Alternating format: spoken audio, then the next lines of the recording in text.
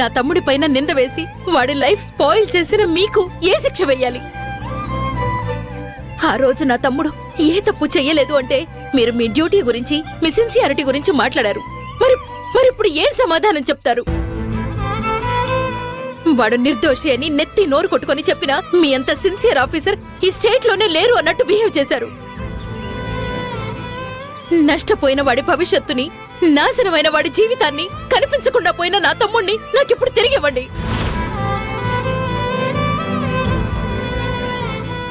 మారిన మనసుతో నీ ముందు నేను నిల్చున్నాను.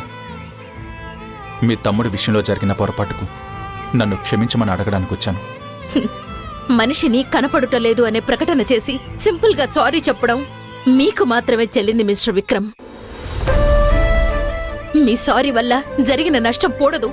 గాయపడిన మా మనసులు ఇప్పట్లో మానవు అని మాకర్థమైంది.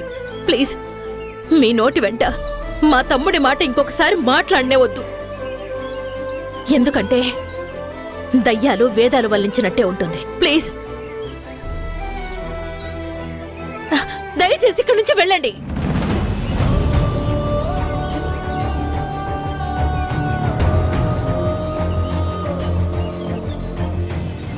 తను లైఫ్లో మారదు. నేను చేసింది తప్పు అని చెప్పినా వినకపోతే నేనేం చేయాలి?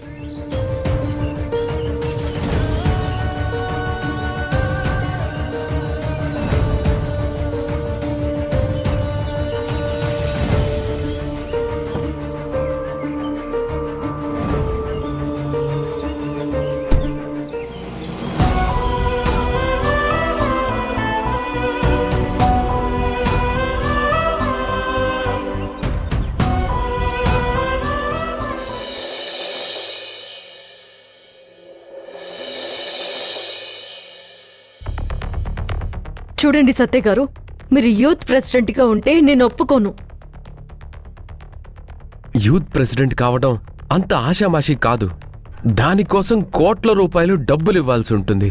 అలాంటిది మినిస్టర్ అన్నా నేను అడగకపోయినా నా కోసం అధిష్టానాన్ని అడిగి మరీ ఒప్పించారు మంజు. చూడండి, ఇప్పుడు ఎలక్షన్స్ జరగబోతున్నాయి. ఇలాంటి అవకాశాలను రాజకీయ నాయకులు పేరున్న వాళ్లకు ఇవ్వడం మామూలే.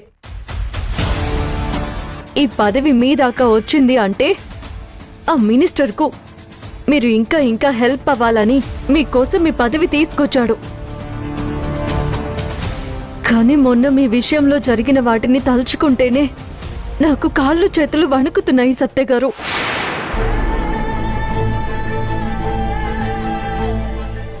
ఆ మనీ ట్రాన్సాక్షన్లో మీరు దొరక్కపోవడం మీ అదృష్టం.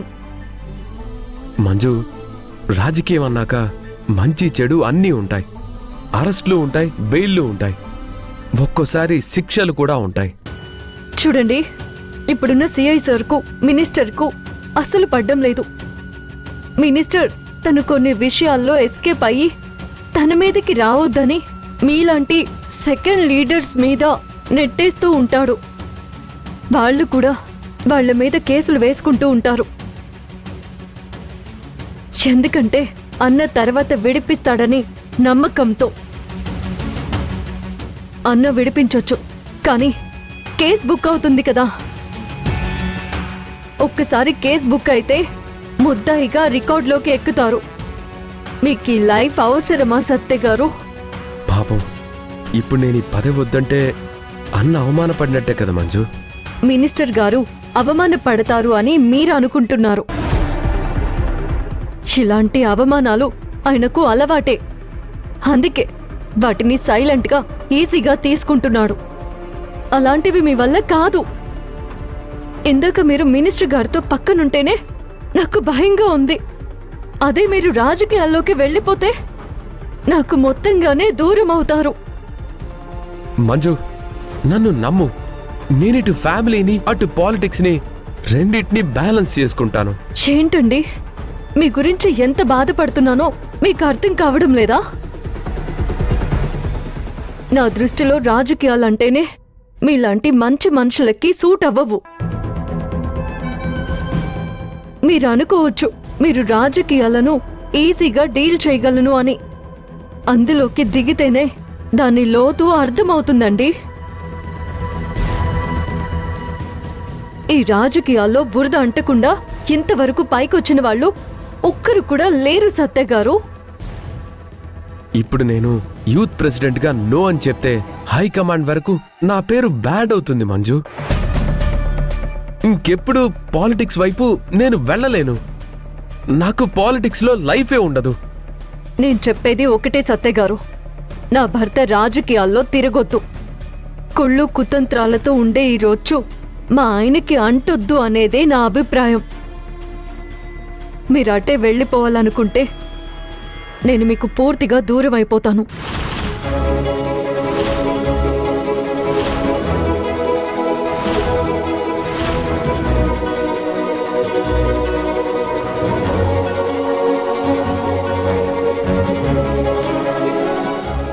అన్ని ప్రొఫెషన్స్ వేరు, పాలిటిక్స్ ప్రొఫెషన్స్ వేరు.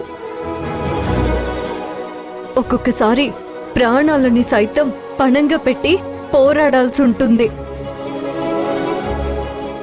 ప్రాణాలని పణంగా పెట్టడం అంటే అలాంటి పాలిటిక్స్ మీకు అవసరమా సత్య గారు?